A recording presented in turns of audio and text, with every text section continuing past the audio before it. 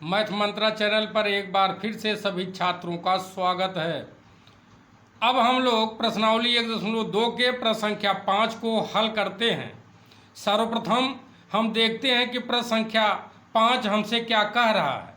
ये कह रहे हैं कि सिद्ध कीजिए कि एक फलन या चित्रण इन्होंने दिया है जो कि r से r में हो रहा है, यानी कि रियल नंबर से रियल नंबर में हो रहा है।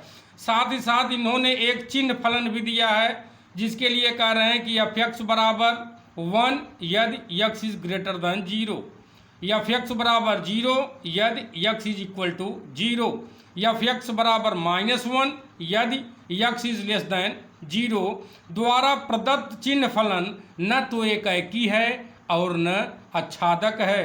तो यहाँ पे हम लोगों को यही सिद्ध करना है कि दिया गया फलन न तो एकैकी है और न आच्छादक है। और साथ ही साथ यहाँ पर हम लोग चिन्ह फलन को भी समझने का प्रयास करते हैं। और अब हम लोग प्रश्न संख्या 5 को हल करते हैं।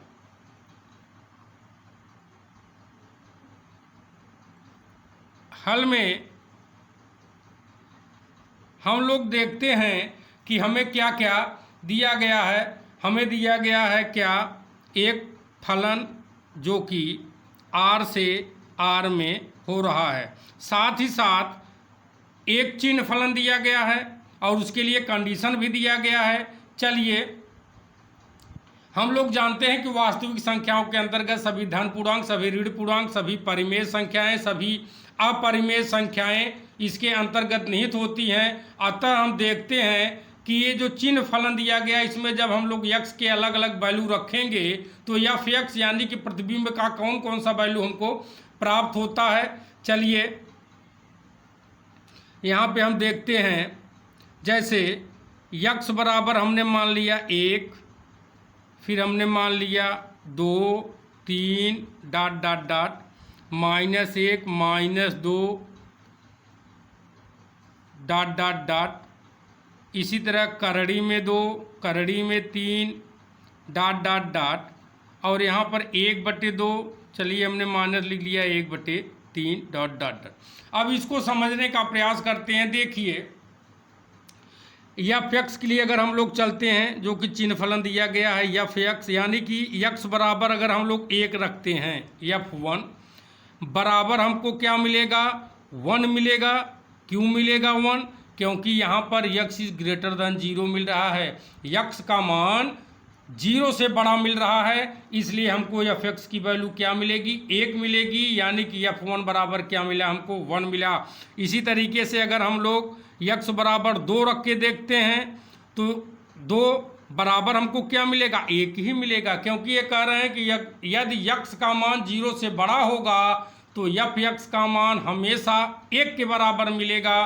तो f1 बराबर भी 1, f2 बराबर भी हम लोगों को 1 मिल रहा है। इसी तरीके से आगे बढ़िए, अगर हम लोग यहाँ पर f-1 बराबर लेते हैं तो -1 हम लोग जानते हैं -1 इज लेस देन 0, यानी कि -1 की वैल्यू 0 से छोटी होती है, तब फलन का मान क्या मिल जाएगा, f-1 बराबर हमको क्या मिलेगा, -1 मिलेगा। अगर हम लोग f-2 यानी कि x बराबर -2 रखते हैं तो f-2 बराबर भी हमको क्या मिलेगा, -1 ही मिलेगा। क्योंकि इन्होंने कंडीशन दिया है कि x का मान अगर 0 से छोटा होगा तो हर बार हमें एफ एक्स की वैल्यू -1 के बराबर ही मिलेगी। इसी प्रकार आप आगे बढ़ते जाइए, देखते जाइए। अब हम लोग इसको आरेख विधि या आकृति विधि द्वारा हल करने का प्रयास करते हैं और दोनों को ही देखते हैं कि एकैकी है कि नहीं है, आच्छादक है कि नहीं है। तो चलिए यहाँ से हम 2 समुच्चय ले लेते हैं और दोनों समुच्चय कैसे हैं, दोनों समुच्चय वास्तविक संख्याओं के समुच्चय हैं और एक फलन यहाँ मान लीजिए हो रहा है, f बन रहा है।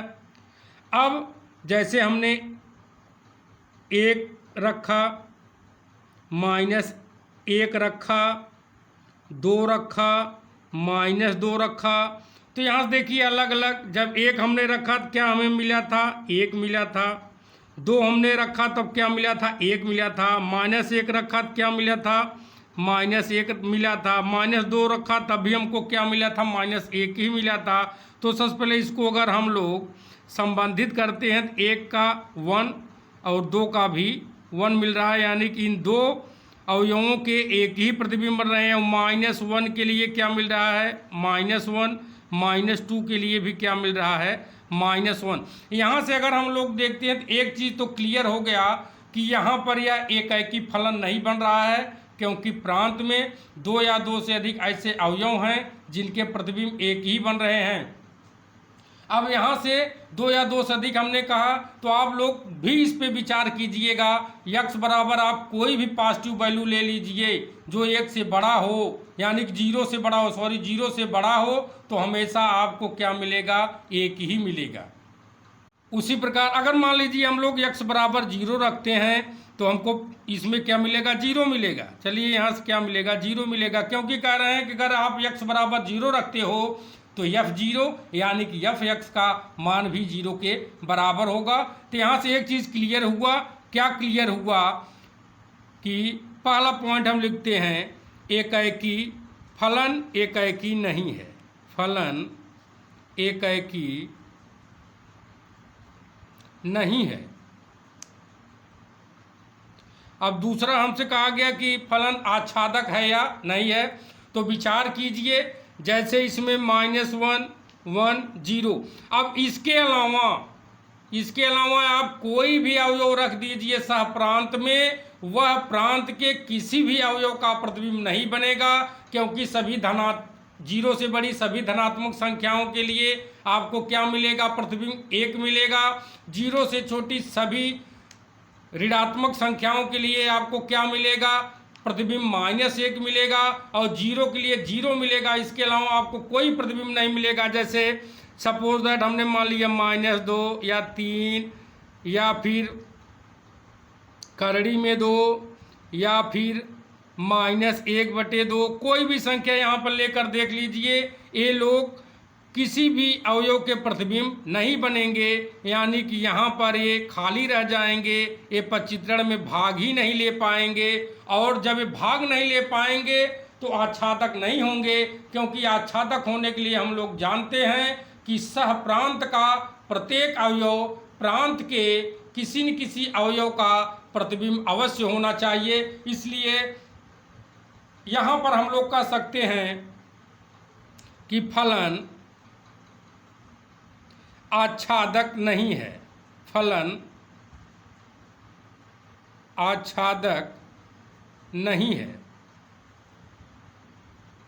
तो निष्कर्ष क्या निकला, तो निष्कर्ष निकला कि दिया गया चिन्ह फलन या दिया गया फलन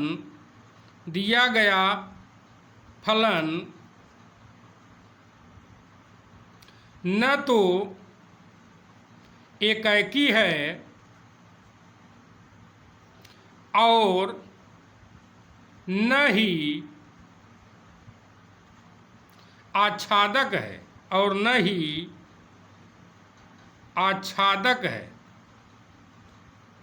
तो यही हमसे सिद्ध करने के लिए कहा गया था। इसलिए अब हम लोग लिख सकते हैं इति सिद्धम, यानी कि जो प्रश्न में हमसे सिद्ध करने के लिए कहा गया था उसको हम लोगों ने हल कर लिया। तो इस तरीके से आप लोग देख रहे हो फलन के क्वेश्चंस बड़े ही आसानी के साथ हल हो रहे हैं। बस आपको ये ध्यान रखना है कि वास्तविक संख्या किसे कहते हैं, काल्पनिक संख्या किसे कहते हैं, प्राकृतिक संख्या किसे कहते हैं, परिमेय संख्या किसे कहते हैं, अपरिमेय संख्या किसे कहते हैं, ऋण पूर्णांक किसे कहते हैं, पूर्ण संख्याएं किसे कहते हैं, सम संख्या किसे कहते हैं, विषम संख्या किसे कहते हैं।